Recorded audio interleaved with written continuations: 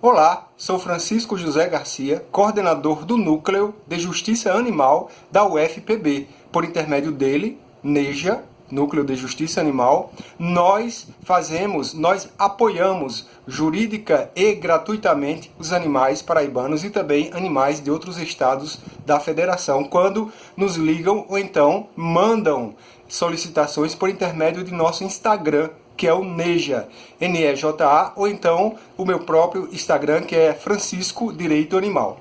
Pois bem, estamos aqui para falar um pouco sobre a advocacia animalista, isto é, sobre o dia a dia de um advogado que cuida de proteger e defender, por intermédio das ferramentas próprias, judiciais e legais, a vida desses seres. Então eu vou trazer um exemplo de uma lida nossa enquanto NEJA, Núcleo de Justiça Animal, quando então recebemos a informação de que no interior da Paraíba, precisamente em Igaraci, em março de 2018, havia tido uma chacina de aproximadamente 50 cães e que essa mesma chacina tinha sido mandada pela própria prefeitura daquela localidade. Então, vejam só. Qual é o primeiro passo a ser tomado nessas situações? Primeiro, nós temos que entrar em contato de imediato com a delegacia da localidade e segundo, com a promotoria. E assim o fizemos. Menos de 12 horas, fica a quase 500 quilômetros daqui de João Pessoa, essa cidade, mas menos de 12 horas já existia uma pessoa lá nossa para acompanhar tudo o que estava acontecendo.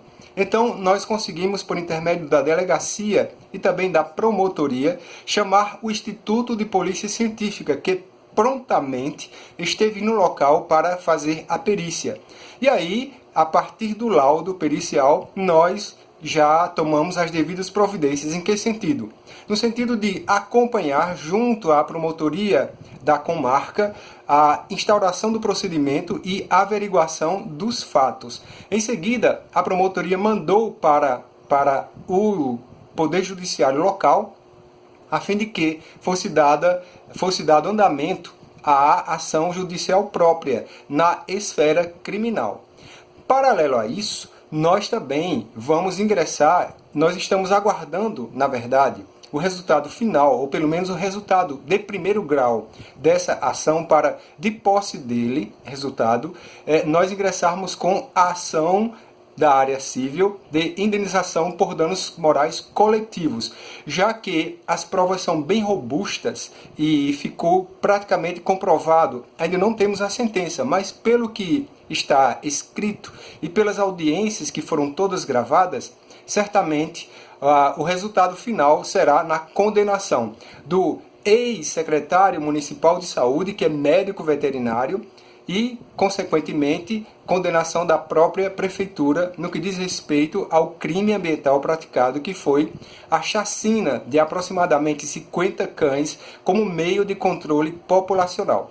Então, de posse desse resultado da ação criminal, eu já alerto também que não há necessidade de se esperar que a situação se resolva na esfera criminal. Pode, paralelamente, ser ajuizada a ação civil, como, por exemplo, a ação de indenização por danos morais, mas para que nós tenhamos assim mais segurança nesse agir, nesse ajuizar a ação por danos morais coletivos, nós estamos a aguardar ainda a sentença de primeiro grau desse caso. Então, de posse dessa sentença, nós iremos ajuizar a ação ordinária por danos morais coletivos. E claro, nessa ação nós podemos pedir que os valores que porventura condenarem as pessoas ou as próprias entidades ou pessoas jurídicas, enfim, quem estiver no polo passivo, esses valores sejam destinados a entidades de proteção animal ou outro destino que porventura o autor da ação possa entender que seria pertinente. Mas claro, será sempre o juiz que irá decidir. E quem é que pode entrar com essa ação por danos morais coletivos? Pode entrar qualquer ONG de proteção animal, ou então a promotoria de justiça. Mas é interessante que as ONGs já tomem a frente, já que a promotoria ela é sobrecarregada de várias outras demandas, então que as ONGs tomem a frente e que possam ingressar com essas ações. As ONGs têm que ter CNPJ e estarem regularizadas, ou seja, existirem juridicamente, a fim de que possam ser autoras de ação. E, paralelo a tudo isso ainda, nós fizemos a denúncia junto ao Conselho Regional de Medicina Veterinária da Paraíba, já que o mandante, pelo menos o suposto mandante, falo suposto porque a sentença criminal ainda não saiu.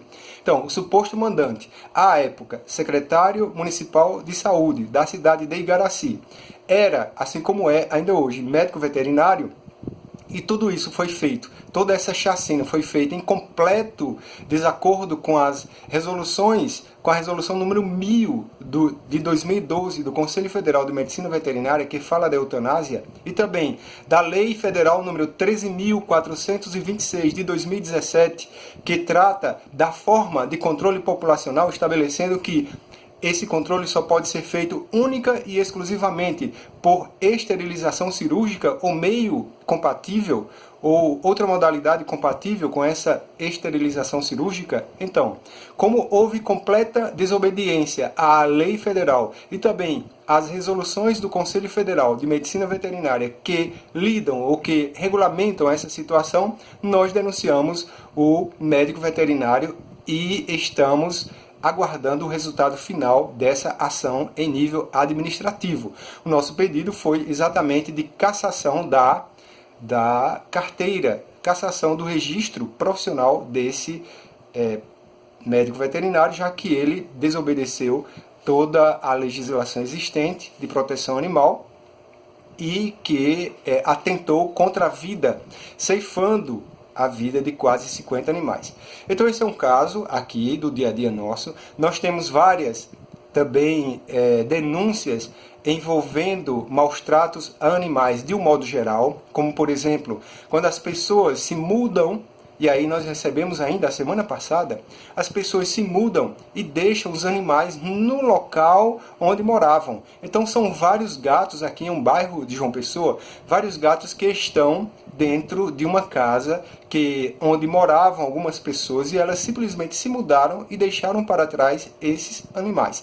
Então, sabendo que esses animais são seres sencientes e conscientes dessa mesma senciência, ou seja, conscientes desse sofrer, desse ter fome, desse ter sede, enfim, nós já tomamos as devidas providências, formulando as denúncias junto à Delegacia dos Crimes contra o Meio Ambiente, já que aqui tem uma delegacia especializada, mas nas localidades onde não existem delegacias especializadas, pode ser feita tal denúncia em qualquer delegacia, com boletim de ocorrências, e de posse desse boletim de ocorrências nós já notificamos administrativamente, por intermédio de envio de uma carta com aviso de recebimento, registrada e com aviso de recebimento para a pessoa, pedindo que providências sejam tomadas.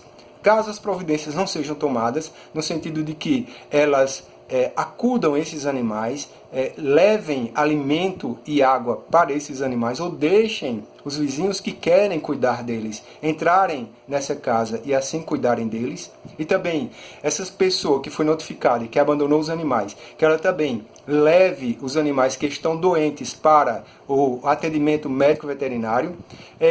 Nós fizemos a notificação e estamos a aguardar, certamente, até 15 dias depois, se não tivermos nenhum resultado, aí nós ingressaremos com a ação ordinária, também na esfera civil, de obrigação de fazer, para que essa pessoa faça todas essas medidas, tome todas essas medidas de modo compulsório, segundo o que entender o juiz da causa.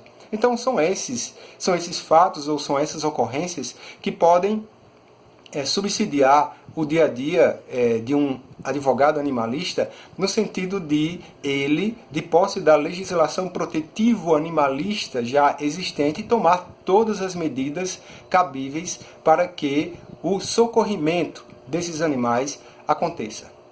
Tá? É isso.